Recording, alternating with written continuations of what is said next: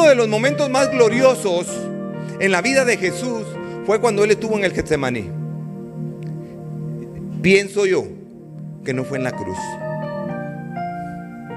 Porque estando Jesús en el Getsemaní, rinde su voluntad a su Padre. Y entonces Él se convierte en el Cordero inocente que va caminando al matadero, haciendo la voluntad del Padre. Por mí mismo he jurado, dice Jehová, que por cuando has hecho esto y no me rehusaste a tu hijo, tu único hijo, de cierto te bendeciré y te multiplicaré. Y este juramento lo pudo obtener Él cuando estuvo a solas.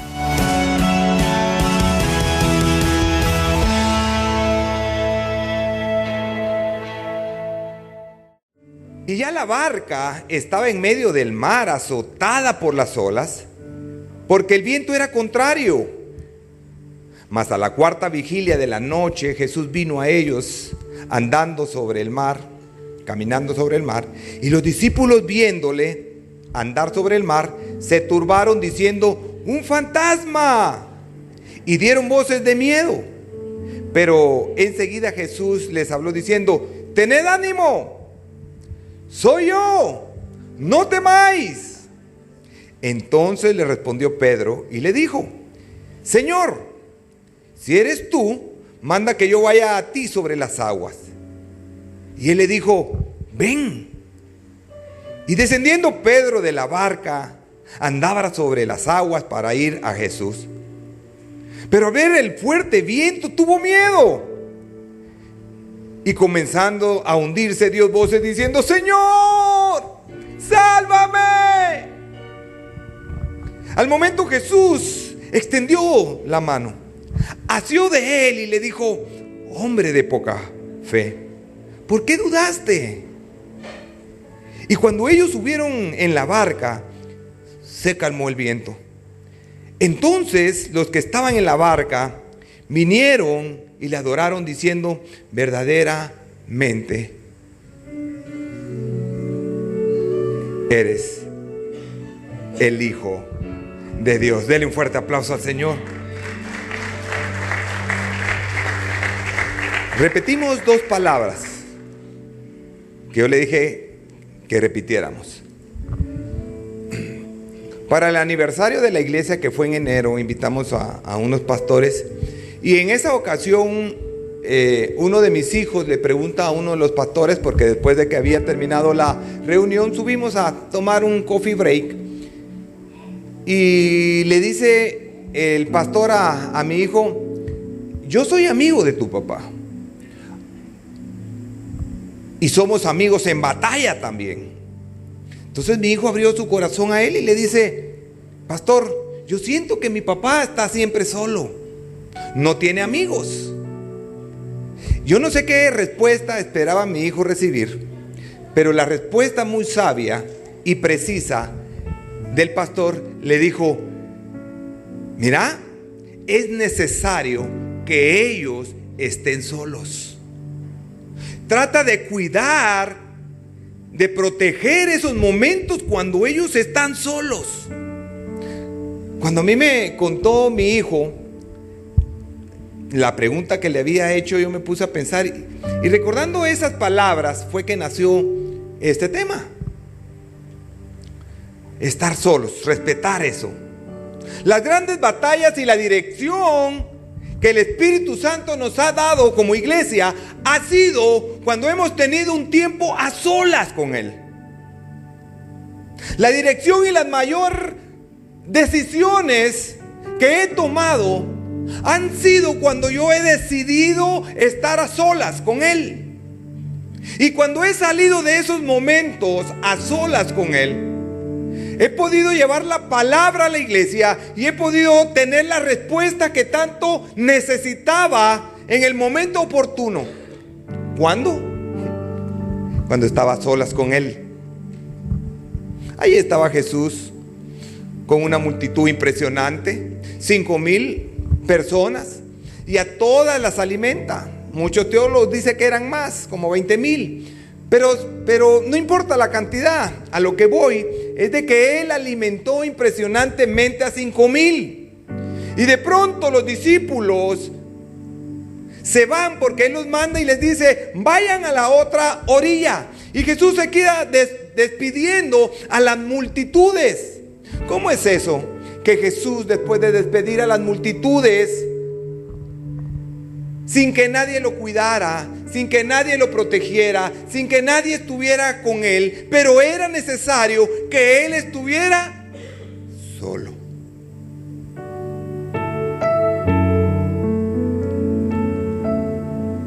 Es difícil de explicar estos momentos. Cuando Dios prueba a Abraham y le dice: necesito que me hagas una ofrenda, y le estaba pidiendo a su hijo. Él agarra a los siervos, se levanta temprano, agarra a su hijo y empiezan a caminar hacia aquel monte.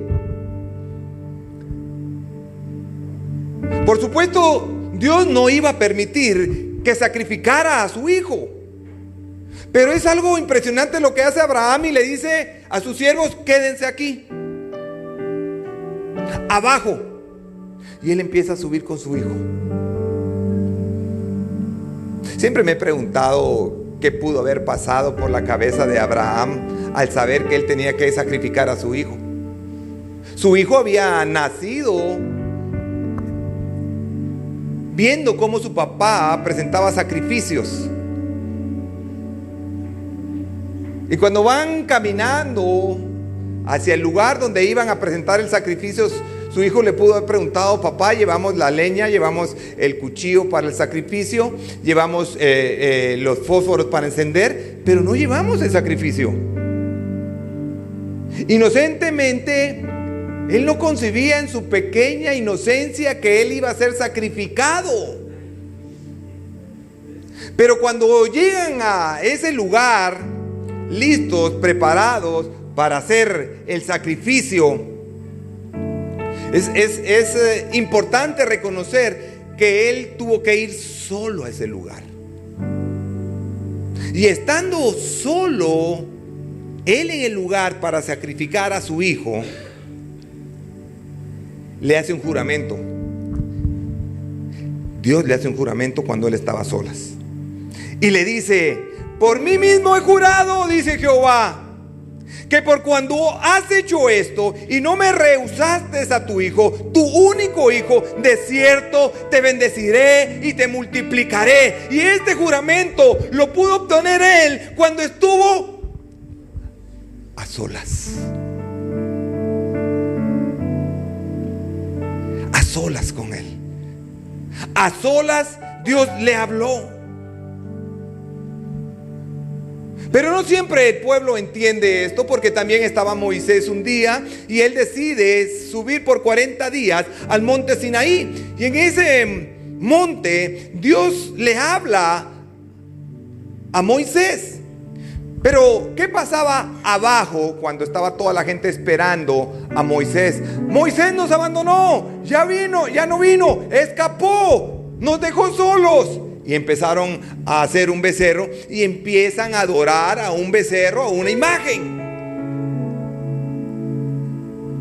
Pero de repente baja Moisés con la palabra, y entonces todos se quedan atónitos que Dios le había hablado y le había dado la ley, que inclusive ahora los 10 mandamientos aún todavía los respetamos. No matarás, no robarás. Y entonces entendió que cada vez que Moisés subía al monte a solas, Dios le hablaba.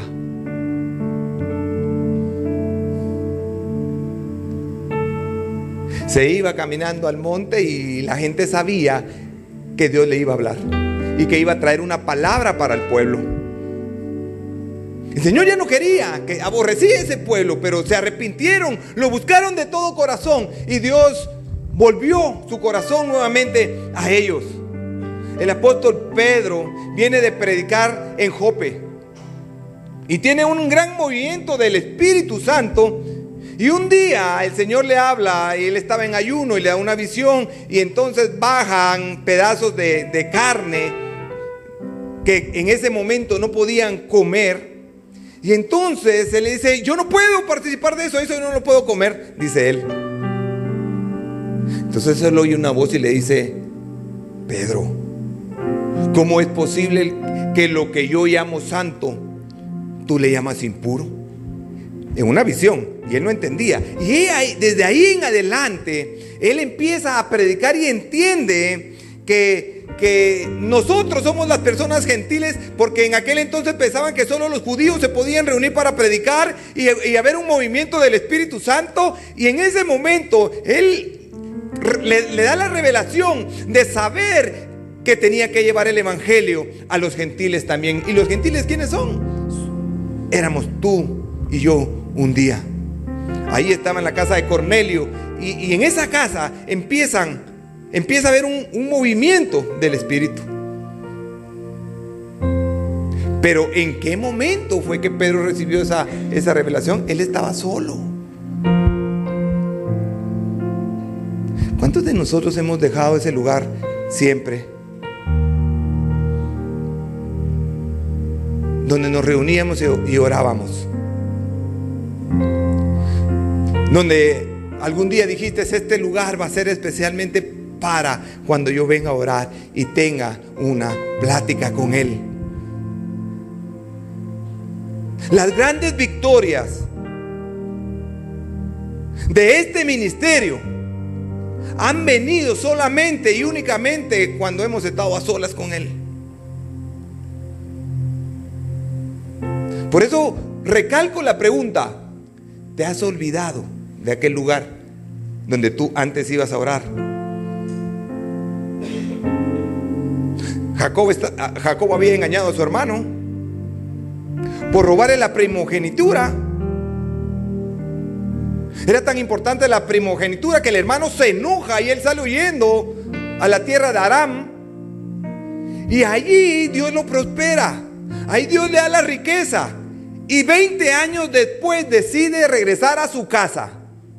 Y cuando viene con su rebaño, cuando viene con su riqueza, cuando viene con su familia, llega alguien y le dice: Jacob, tu hermano viene con 400 hombres para matarte. Él pensó que en 20 años tal vez ya se le había olvidado a su hermano. Y hace cosas que solo el ser humano podría pensar en arreglar las cosas. Y le manda unas cabras, le manda unas ovejas, le manda unas vacas, y que no solucionaron nada. Pero hace algo impresionante. Jacob deja a su familia y le dice: se quedan aquí, y se va a un monte a orar. Y en esas oraciones dice: pero si tú me prosperaste, tú me diste la riqueza, y yo estoy ahora acá, ahora mi hermano viene a matarme con 400 hombres, ¿qué hago? Y estando en esa soledad, se le aparece un ángel y empieza a pelear con el ángel y empieza a decirle: bendíceme, bendíceme. Y se peleaba y no podía el ángel quitárselo con él. Y dice que pasó toda la noche peleando con tal de que el ángel de Dios le bendiciera. Hasta que le dice: has ganado, porque has peleado con Dios y con los hombres. Ya no te llamarás Jacob, ahora te llamarás Israel. Y él salió cojo. Él salió victorioso, pero salió cojo. Ahora yo le pregunto: ¿quién se dio cuenta que él había peleado con un ángel? ¿Quién sabía que Dios le había bendecido, que le había cambiado el nombre? Solo la persona que está a solas con Dios. Solo la persona que está a solas con Dios es el que puede llevar la bendición, el que puede llevar la victoria, el que puede llevar la palabra a la familia y decirle: estando a solas fue que Dios me habló y tomé la mejor decisión. Cuando estuve a solas. Por eso es tan importante el consejo que le dio el pastor a mi hijo: cuida cuando él está a solas. Protege cuando él esté a solas. Porque muy bien la mujer de Jacob le hubiera dicho: ¿cómo te vas a ir solo? Saber con quién te vas a ir a ver. O quizá el hijo le hubiera dicho: papi, quiero irme contigo. Hay momentos que nosotros tenemos que estar a solas con él, pero se nos ha olvidado. Yo no sé cuántos se recuerdan cuando ustedes aceptaron al Señor por primera vez. Y qué momento tan hermoso. Solo queríamos estar en la presencia del Señor, orando, hablando con Él.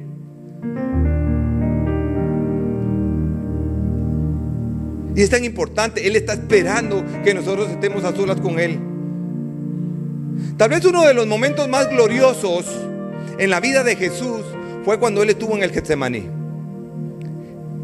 Pienso yo que no fue en la cruz. Porque estando Jesús en el Getsemaní, rinde su voluntad a su Padre. Y entonces Él se convierte en el Cordero inocente que va caminando al matadero, haciendo la voluntad del Padre. Y si no hubiera sido por aquella decisión y aquella rendición, hoy nosotros no tuviéramos este evangelio. Hoy no gozáramos de podernos reunir y hablar de la palabra de Dios, de que Él nos habla en nuestro espíritu. A veces tenemos nuestro Getsemaní. A veces tenemos ese lugar fuerte donde nosotros queremos hacer nuestra voluntad, donde nosotros queremos que nuestro problema se solucione, que la salud vuelva, y no se puede hacer nada. Tenemos que morir a nosotros mismos. Tenemos que rendir nuestra voluntad a Dios para tener una palabra, para tener una respuesta, pero nadie quiere. Todos tenemos fe y una medida de fe, pero a nadie le gusta que prueben su fe.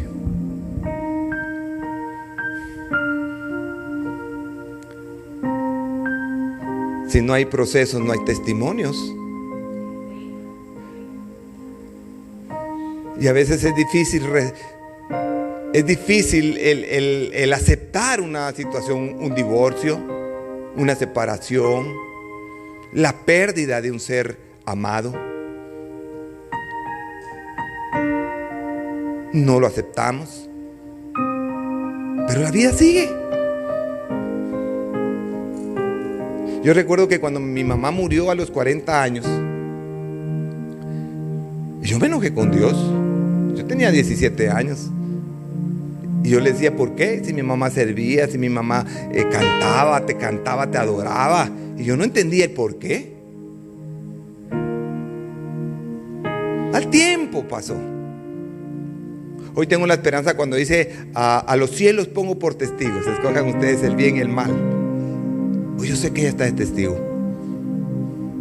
Nuestra hermana Karina vivió una vida de fe. Y ella creía en su milagro hasta el último momento.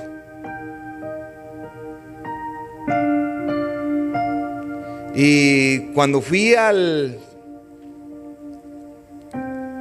velorio, yo le digo a la familia, le dije: Karina, yo voy a orar por ti por un milagro.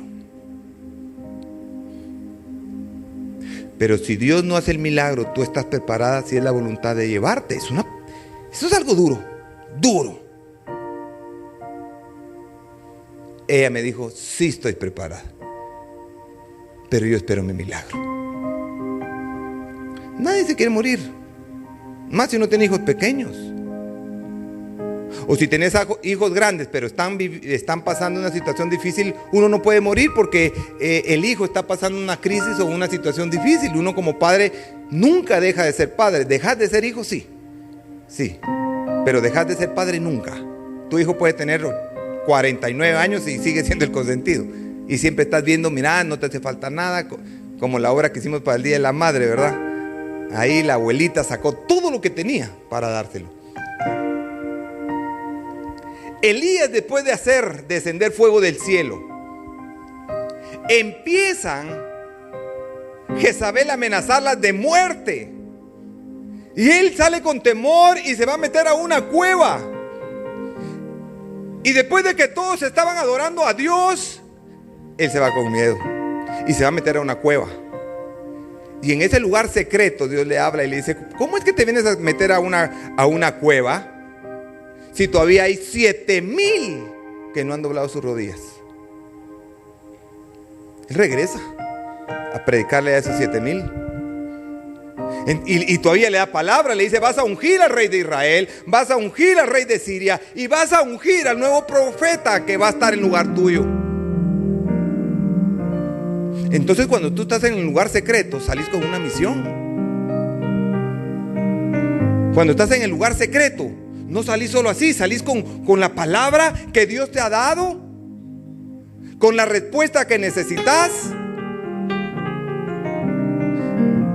con todo aquello que te angustiaba. Salís y vas con la familia y decís: Dios me habló, yo sentí que Dios me dijo que hiciera esto, que fuera aquí, que fuera allá, yo qué sé. Pero ese es el valor de estar a solas con Dios.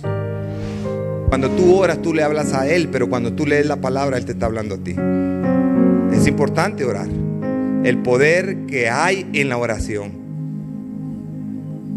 Regresemos a orar.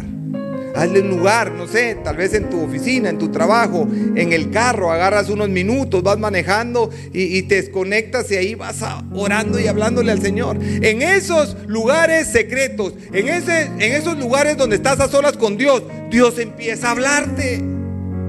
Dios empieza a darte la salida al problema. Te da la creatividad para poder decir: voy a poner este negocio, tengo la seguridad de hacerlo o no tengo la seguridad de hacerlo. Pero ¿cuándo? Las personas que les acabo de mencionar de la Biblia, Abraham, Moisés, Jacob, estuvieron a tiempos a solas y Dios estuvo con ellos y les dio la salida, les dio la paz. Jacob arregló el problema con su hermano.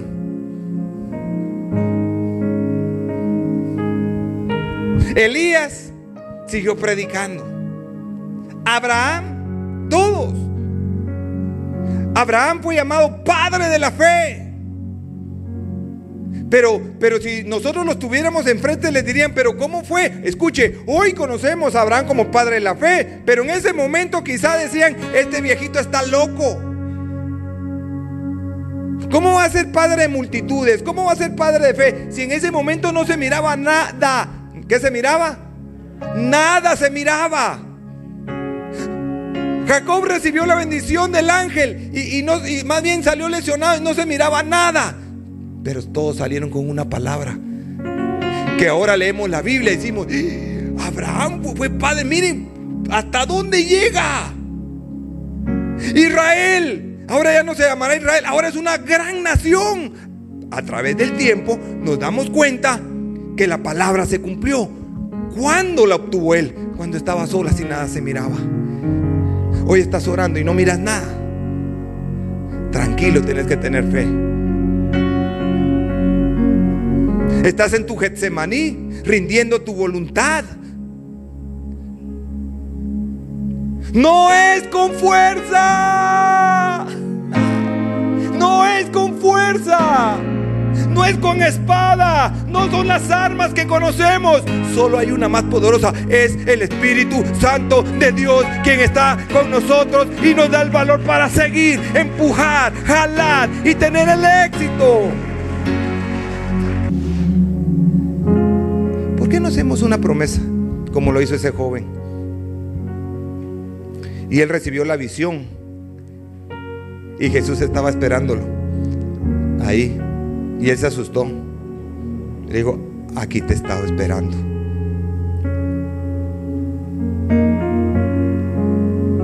Muchas veces en el afán de ser padres o madres se nos olvida que somos hijos y no pedimos como hijos, porque tenemos el rol de padre, la responsabilidad, pero también somos hijos. Tienes que pedirle a Él como tu papá. Cuando Jesús estuvo aquí en la tierra, no le dijo: Jehová, en tu nombre bendigo este pan. oh Dios Todopoderoso, Creador del universo. No. Padre nuestro.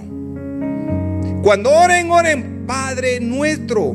Los religiosos oraban de una manera pidiéndole a un Dios, a Jehová. Pero cuando Jesús viene le dice: no, yo no les presento a un Dios, a alguien que le tengan miedo. Yo les vengo a presentar a alguien como Padre. Ya la religión queda atrás. Les presento a alguien donde tú te vas a acercar de una manera distinta a Él, a pedirle como Padre. Antes solo el sacerdote podía entrar al lugar santo, y si Él cumplía todo, Él salía vivo. El velo se rasgó cuando Jesús murió. Y no se rasgó de abajo hacia arriba como normalmente debería de rasgarse. Se rasgó de arriba hacia abajo para decirle a todo el mundo que ahora había acceso directo con Dios. Acérquense confiadamente al trono de su gracia. El trono se llama Jesús, y Él está esperando que se acerquen y vengan y puedan decirle: aquí estamos. Aleluya. Gloria a Dios. La banda ramas.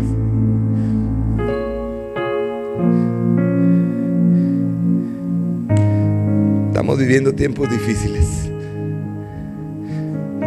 y la oración nos acerca más a Él.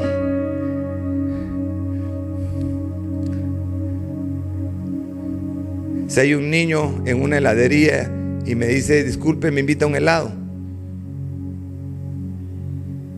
tal vez le diríamos: no, pedíselo a tu papá.